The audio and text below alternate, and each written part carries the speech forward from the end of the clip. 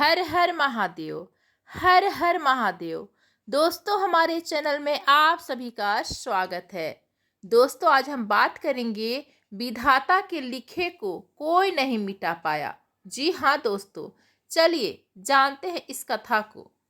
बहुत समय पहले की बात है। भगवान शिव की नगरी काशी में एक बहुत ही ज्ञानी ज्योतिष रहा करते थे। वह सभी शास्त्रों और वेदों के ज्ञाता थे। उनकी ख्याति बहुत ही दूर दूर तक फैली हुई थी और दूर दूर से लोग अपना भाग्य दिखाने के लिए उस ज्योतिषी के पास आते थे। वह ज्योतिषी बहुत ही ज्ञानी थे। जिन लोगों का भी भाग्य देखकर उन्हें बताते थे, वह बात सच साबित होती थी। दूर से ही उनका भाग्य पढ़कर यह बता देते थे कि उनके भाग्य में क्या लिखा हुआ है। भूत, भविष्य और वर्तमान तीनों कालों का ज्ञान रखते थे। फिर उस ज्योतिषी के घर पर एक सुंदर बालक ने जन्म लिया। ज्योतिषी और उनकी पत्नी उस बालक का अच्छी तरह से पालन पोषण करने लगे।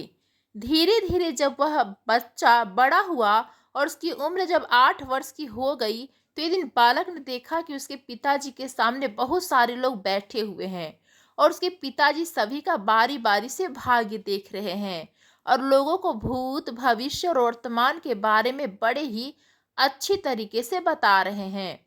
जब उस बालक ने सब देखा तो उसके मन में भी अपना भाग्य दिखाने की इच्छा जागृत हुई और इसी इच्छावश वह अपने पिता के पास गया और कहने लगा, पिताजी, आप सभी का भाग्य देखते हैं और सबको उनके भाग्य के बारे में बताते हैं।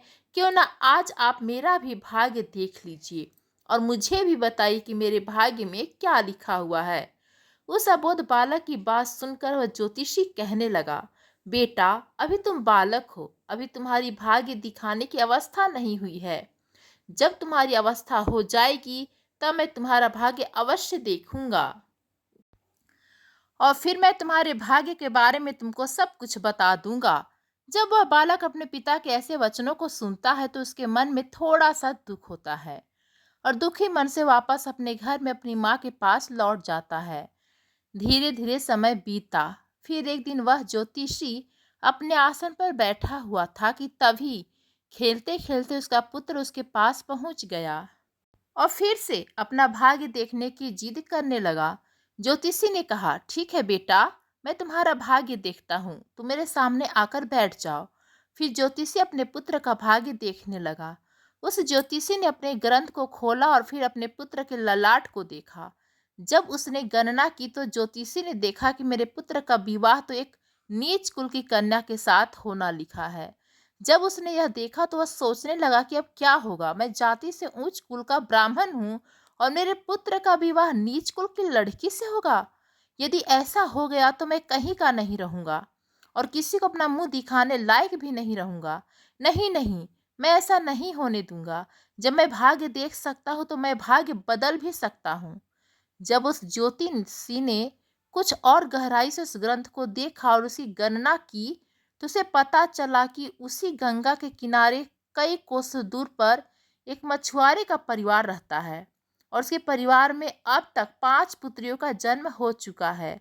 और जो मछुआरे की 5वें नंबर की कन्या है, जिसकी उम्र 7 महीने की है और जिसका नाम उस मछुआरे ने चंद्रमुखी रखा है, मेरे पुत्र का विवाह उस लड़की से होगा, ऐसा मेरे पुत्र के भाग्य में लिखा है। तो ज्योतिषी ने सोचा, मैं अपने पुत्र के भाग्य को जरूर बदलूंगा, मैं इसमें समर्थ भी हूँ। जब मैंने अपने पुत्र के भाग्य को देख ही लिया है तो मैं इसके भाग्य को बदल भी सकता हूँ। ज्योतिषी कहता है, मैं भी आज देखता हूँ कि भाग्य बड़ा है या मैं बड़ा हूँ।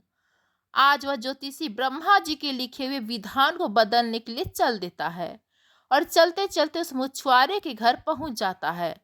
जब उस मछुआरे ने देखा कि काशी के एक महान ज्योतिषी इसके द्वार पर खड़े हैं तो उस मछुआरे ने उस ज्योतिषी का बड़ा ही आदर सत्कार किया और कहने लगा, मुझ गरीब की कुटिया में आप पधारे हैं, यह तो मेरे लिए सौभाग्य की बात है। ज्योतिषी कहने लगा, हे मछुआरे, मैं किसी उद्देश्य से तुम्हारे पास आया हूँ। मैं तुमसे यह जानना चाहता हूँ कि 7 महीने पहले तुम्हारे घर में किसी कन्या ने जन्म लिया है।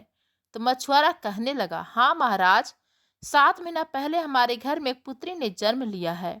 ज्योतिषी ने कहा, क्या उसका नाम चंद्रमुखी है? तो मछुआरा बोला, जी महाराज, उसका नाम चंद्रमुखी है, क्योंकि उसके चेहरे पर चंद्रमा के समान सुंदरता है। इसी कारण मैंने उसका नाम चंद्रमुखी रखा है। ज्योतिषी ने कहा, हे मछुआरे, मैं त्रिकालदर्शी हूँ।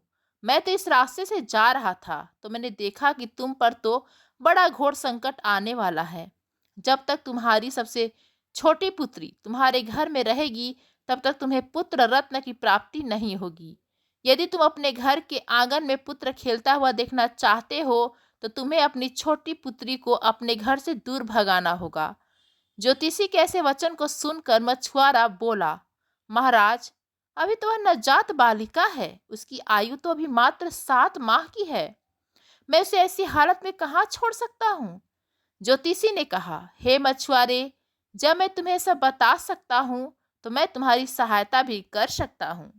हे मछुआरे, मेरी कोई पुत्री नहीं है। तुम एक काम करो, तुम अपनी इस कन्या को मुझे दे दो। मैं इसका पालन पोषण करूंगा, और जब यह बड़ी हो जाएगी तो मैं अच्छा सा वर ढूंढ कर इसका विवाह भी कर दूंगा। फिर वह मछुआरा पुत्र की लालसा में अपनी नवजात पुत्री को उस ज्योतिषी को दे देता है। ज्योतिषी मन ही मन बहुत खुश होता है और छोटी सी कन्या को लेकर चल देता है। चलते चलते वह ज्योतिषी सोचता है कि इस कन्या को मैंने मार दिया तो मुझे बाल हत्या का पाप लग जाएगा। फिर उस कन्या से छुटकारा पाने के लिए वह ज्योतिषी एक बढ़ई के पास जाता है और उस बढ़ई से एक लकड़ी का एक छोटा सा बक्सा बनवाता है, और उस बक्से में वह उस नवजात कन्या को सुलाकर माँ गंगा के जल में प्रवाहित कर देता है। और ज्योतिषी सोचने लगता है कि यह बक्सा कुछ दूर ही जाएगा और अपने आप ही डूब जाएगा और यह लड़की भी मर जाएगी। इस तरह इससे मेरा भी पीछा छूट जाएगा और मुझे बाल हत्या का पाप भी नहीं लगेगा। परंतु इस दुनिया का क्या कोई ऐसा व्यक्ति है जो किसी के भाग्य को बदल सके? क्योंकि उस लड़की के भाग्य में जीवन लिखा हुआ था, जिस कारण से वह बक्सा उस गंगा के जल में नहीं डूबता है, और माँ गंगा उसे बहाते हुए गांव के पास किनारे पर लगा देती हैं। उधर उस गांव का पंडित सुबह सुबह स्नान करने के लिए आता है, तो उस पंडित की नज़र उस बक्से पर पड़ती है। जब वह पंडित उस बक्से को खोलता है तो वह देखता है कि बक्से के अंदर बहुत ही सुंदर सी कन्या लेटी हुई है, अपने पैर के अंगूठे को चूस रही है। वह पंडित संतानहीन था और माँ गंगा से रोज संतान प्राप्ति की प्रार्थना करता था। उस बच्ची को देखकर वह पंडित सोचने लगा कि माँ गंगा ने मेरे लिए इस पुत्री को मेरी संतान बनने के लिए भेजा है, और मेरी प्रार्थना माँ गंगा ने स्वीकार कर ली है। और इस तरह वह पंडित उस कन्या को लेकर अपने घर के लिए चल देता है। जब वो पंडित अपने घर पहुंचा और उस कन्या को अपनी पत्नी को दिखाया, तो उसकी पत्नी कहने लगी, आप यह किसकी पुत्री ले आए, यह बड़ी ही सुंदर है। तो पंडित जी कहने लगे, माँ गंगा ने हमारी प्रार्थना स्वीकार कर ली और इस कन्या को हमारी संतान के रूप में हमारी झोली में डाल दी। आज से हमारी यह इकलौती पुत्री है। इसका हम बड़े अच्छे से पालन पोषण करेंगे और इसे अच्छे संस्कार देंगे। इसे किसी चीज की कमी नहीं होने देंगे। इस प्रकार वह पंडित और पंडिताइन उस कन्या का पालन पोषण करने लगे। समय गुजरा और समय के साथ साथ वह कन्या भी बड़ी हुई। जैसे जैसे वह लड़की बड़ी होती गई, वैसे वैसे उसकी सुंदरता में चार चांद लगते गए। वह इतनी सुंदर थी, इतनी सुंदर थी, इतनी सुंदर थी, जैसे कोई इंद्र की अप्सरा हो। फिर वह लड़की थोड़ी और बड़ी हुई, तो एक दिन पंडिताइन ने अपने पति से कहा, सुनते हो, हमारी बिटिया अब सियानी हो गई है और इसकी विवाह की भी उम्र हो गई है। आप कहीं जाकर वन ढूंढ कर हमारी बिटिया की शादी कर दो। पत्नी की यह बात सुनकर वह पंडित अपनी इकलौती पुत्री के लिए वर देखने के लिए चल देता है। जब आसपास में उसके लायक कोई वर नहीं मिलता है, तो पंडित जी अपनी पुत्री के लिए वर की तलाश करते करते भगवान शिव की नगरी काशी में पहुंच जाते हैं। वहां जाकर लोगों से पूछते हैं कि यहाँ कोई ऐसा ब्राह्मण परिवार है जिसका पुत्र विवाह के योग्य हो तो बताओ। काशी के लोग उस ज्योतिषी के बारे में बताते हैं कि उनका बहुत ही संस्कारी परिवार है और उन ज्योतिषी का एक इकलौता पुत्र है और उसकी उम्र भी विवाह के योग्य है। पंडित जी, आपकी बात उन ज्योतिषी महाराज के पास बन जाए तो आपकी पुत्री बहुत ही सुखी से रहेगी। उन लोगों की बात सुनकर पंडित जी उस ज्योतिषी के घर अपनी बिटिया की शादी करने के लिए चल देता है। जब वह ज्योतिषी के घर पहुंचे और ज्योतिषी से मिले, और जब पंडित जी ने अपनी पुत्री की सुंदरता के बारे में बताया और ज्योतिषी को अपने आने का मकसद बताया कि मेरी एक पुत्री है और मैं उसका विवाह आपके पुत्र के साथ करना चाहता हूँ। तो ज्योतिषी भी बड़ा खुश हुआ कि चलो, मेरे पुत्र के जो भाग्य में लिखा था अब वह बदल गया और एक ब्राह्मण अपनी पुत्री की शादी के लिए मेरे पास आया है। वह ज्योतिषी पंडित की उस बिटिया से अपने पुत्र की शादी करने के लिए तैयार हो जाता है और फिर विवाह का समय निश्चित भी हो जाता है। और वह दिन भी आ जाता है जिस दिन पंडित की पुत्री और ज्योतिषी के पुत्र की शादी होनी होती है। फिर वह ज्योतिषी अपने पुत्र के बारात लेकर उस पंडित के गांव की तरफ चल देता है और सोचता जा रहा है कि मैंने अपने पुत्र का भाग्य बदल दिया। मैंने जो शास्त्रों का अध्ययन किया है उसके कारण मुझे वह क्षमता है जिससे आज मैं अपने पुत्र का भाग्य बदल दूंगा। ज्योतिषी को पता नहीं था कि विधाता का लिखा कोई नहीं मिटा सकता, उसे विधाता भी नहीं मिटा सकते। जो लिख दिया वह तो अटल है। जैसे उसके भाग्य में लिख दिया वैसा तो होकर ही रहता है। चाहे कोई कितना भी जतन कर ले, लेकिन भाग्य का लिखा कोई नहीं मिटा सकता। इस तरह संजोगवश आज वही मछुआरे की कन्या आज पंडित की पुत्री बनकर उस ज्योतिषी के बेटे के साथ विवाह करने के लिए तैयार हो रही है, जिसे उस ज्योतिषी ने पानी में बहा दिया था। फिर उस लड़की का विवाह उस ज्योतिषी के बेटे के साथ हो जाता है और इस तरह वह कन्या ज्योतिषी के घर में आ जाती है। ज्योतिषी का पुत्र सुंदर सी पत्नी पाकर खुश था, पंडित की पुत्री सुंदर सा पति पाकर खुश थी और ज्योतिषी इस बात से खुश थे कि मैंने अपने पुत्र का भाग्य बदल दिया है। फिर एक दिन किसी कार्य से उस ज्योतिषी के पुत्र को काशी से कुछ दिनों के लिए बाहर जाना पड़ता है। एक दिन वह ज्योतिषी अपने आसन पर बैठे हुए थे, अपने ग्रंथ की गणना में लगे हुए थे। तभी उनकी पुत्र वधू ज्योतिषी के लिए चाय लेकर उनके पास पहुंची। पुत्र वधू को आया देख उन ज्योतिषी ने अपना ग्रंथ बंद किया और पुत्र वधू के हाथ से चाय का गिलास ले लिया और आराम से चाय पीने लगे। फिर उत्सुकतावश चंद्रमुखी ने कहा, पिताजी, आप सभी का भाग्य देखते हैं, आज मेरा भी भाग्य देखकर मुझे यह बताइए कि मेरी पहली संतान पुत्री होगा या पुत्र होगा। ज्योतिषी ने चाय खत्म की और अपनी पुत्र वधू का भाग्य देखने लगे। अपनी पुत्र वधू का भाग्य देखकर ज्योतिषी का पसीना छूटने लगा। उसने देखा कि यह तो वही मछुआरे की लड़की है जिसे मैंने मरने के लिए गंगा में प्रवाहित कर दिया था। फिर यह मेरे घर में मेरी पुत्र वधू बनकर कैसे आ गई? उसने चंद्रमुखी से कहा, पुत्री, तुम अपने पिताजी की इकलौती पुत्री हो ना? तो वह कन्या बोली, जी पिताजी, मेरे असली माता पिता तो बड़े दुष्ट थे। उन्होंने मुझे 7 माह की अवस्था में ही गंगा में प्रवाहित कर दिया था और जो मेरे नए माता पिता हैं, इन्होंने मुझे नया जीवन दान दिया। जिस दिन से मुझे नया जीवन दान मिला है तब से यही मेरे माता पिता हैं। जब ज्योतिषी ने यह कन्फर्म कर लिया कि यह वही मछुआरे की लड़की है, तो ज्योतिषी ने चंद्रमुखी से निजात पाने के लिए एक युक्ति निकाली और चंद्रमुखी से बोला, बेटी, तुम पहली संतान पुत्र पाना चाहती हो तो मेरे साथ तुम्हें समुद्र पर चलना होगा। जब दोनों ससुर और पुत्र वधू समुद्र पर पहुंचते तो ज्योतिषी ने अपने हाथ से एक अंगूठी निकाली और उस अंगूठी को दिखाते हुए समुद्र में फेंक दिया और चंद्रमुखी से कहा, बेटी, जिस दिन तुम्हें अंगूठी मिल जाए उसी दिन तुम मेरे घर आ सकती हो। यह अंगूठी नहीं मिली तो तुम अपने पिता के घर पहुंच गई या मेरे घर आ गई तो तुम अपने पति को खो दोगी। इसलिए तब तक तुम्हें कहीं नहीं जाना है जब तक यह अंगूठी तुम्हें ना मिल जाए। यदि तुम मेरे वचनों को मानोगी तो तुम्हें अवश्य ही पुत्र की प्राप्ति होगी और तुम्हारे भाग्य भी जाग उठेगा। ऐसा कहकर वह ज्योतिषी उस चंद्रमुखी को समुद्र के किनारे पर छोड़कर वापस अपने घर को लौट गया।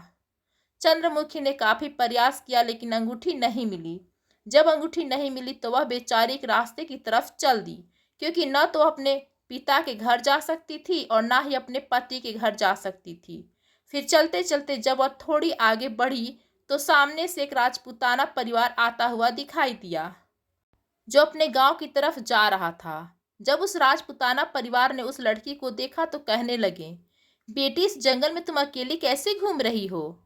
यहाँ तो बहुत ही हिंसक जानवर रहते हैं। तो वह कन्या बोली, क्या बताऊं, मैं विपत्ति की मारी हूँ और मेरा इस दुनिया में कोई नहीं है। तो वह राजपूताना परिवार बोला, बेटी, अगर तुम चाहो तो हमारे साथ चल सकती हो। जब चंद्रमुखी ने यह सुना तो वह सहज ही उनके साथ चलने के लिए तैयार हो गई। इस तरह चंद्रमुखी को उस राजपूत परिवार ने अपने घर खाना बनाने के काम पर रख लिया। जो राजपूत परिवार का मुखिया था वह उस ज्योतिषी का बहुत ही घनिष्ठ मित्र था। और उधर जब ज्योतिषी का लड़का अपने घर आया और उसने अपने पिता से चंद्रमुखी के बारे में पूछा, तो ज्योतिषी ने झूठ मूठ का बता दिया कि गंगा स्नान करते समय तुम्हारी पत्नी चंद्रमुखी डूबकर मर गई। जब ज्योतिषी के लड़के ने सुना तो उसे काफी दुख हुआ। उधर राजपूत परिवार जिस गांव में निवास करता था, उस गांव का एक पंडित अपनी लड़की का रिश्ता लेकर उसी ज्योतिषी के घर पहुंच गया। उस पंडित ने ज्योतिषी से जब अपनी पुत्री के विवाह के लिए प्रस्ताव रखा, तो ज्योतिषी ने उस पंडित से कहा, हम अपने पुत्र के साथ तुम्हारी पुत्री का विवाह तो कर लेंगे, लेकिन विवाह से पहले हम तुम्हारी पुत्री को देखेंगे और उसके बाद ही विवाह करेंगे। क्योंकि ज्योतिषी को डर था कि कहीं मछुआरे की वही कन्या फिर से विवाह न कर ले जो उसके लड़के के भाग्य में लिखी है। वह पंडित ज्योतिषी की शर्त मानने के लिए तैयार हो गया और अपने गांव को वापस लौट गया। अब ज्योतिषी अपने पुत्र के लिए लड़की देखने का उस पंडित के गांव की तरफ चल दिए। उधर जो अंगूठी उस ज्योतिषी ने समुद्र में फेंकी थी, उसे एक मछली निगल गई। एक दिन किसी मछुआरे ने समुद्र में जाल फेंका तो उसे वही मछली मिली जो अंगूठी निगल गई थी। उस जाल में वो फंस गई। मछुआरा पकड़ी हुई मछली को बेचने के लिए वहीं पहुंच गया जहां वह राजपूत परिवार रहता था।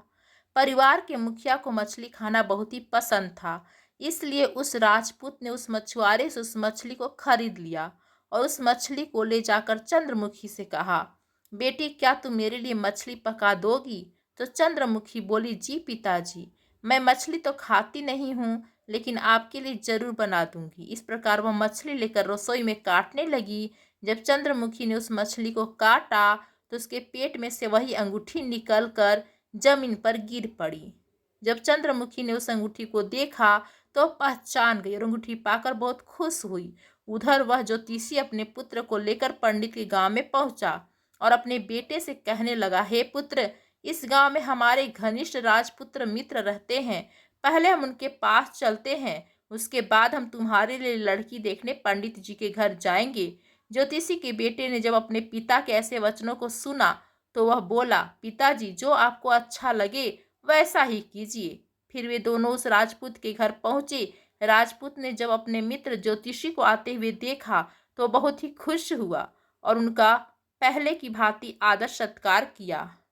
आदर सत्कार करके उन्हें अपने पास में बिठाया और उसने चंद्रमुखी को आवाज दी, बेटी, हमारे मित्र आए हैं, जरा उनके लिए पानी का इंतजाम करो। जब चंद्रमुखी पानी लेकर आई तो चंद्रमुखी ने ज्योतिषी को देखा, ज्योतिषी ने चंद्रमुखी को देखा। फिर जब ज्योतिषी के लड़के ने चंद्रमुखी को देखा तो वह कहने लगा, पिताजी, आपने मुझसे झूठ क्यों बोला कि चंद्रमुखी मर गई? मेरी पत्नी तो जिंदा है और यह आप जानते हैं, और यह जानते हुए भी आपने मेरा विवाह किसी अन्य लड़की से करने की कैसे सोची? तो वह ज्योतिषी बोला, पुत्र, मैं भटक गया था। मैं विधाता के लिखे भाग्य को बदलने के प्रयास में इतना नीच कर्म कर बैठा कि कुछ पूछो ही मत। फिर उसने पूरी कहानी सभी को सुना दी और कहने लगा, मुझे अपनी शास्त्र विद्या पर कुछ ज्यादा ही घमंड हो गया था, जो विधाता के लिखे को मिटाने चला था। मैंने लाख कोशिश की, लेकिन वही हुआ जो तेरे भाग्य में लिखा था। दोस्तों, वीडियो अगर पसंद आया हो तो वीडियो को लाइक और हमारे चैनल को सब्सक्राइब करें और अपने दोस्तों के साथ शेयर करें। धन्यवाद मित्रों।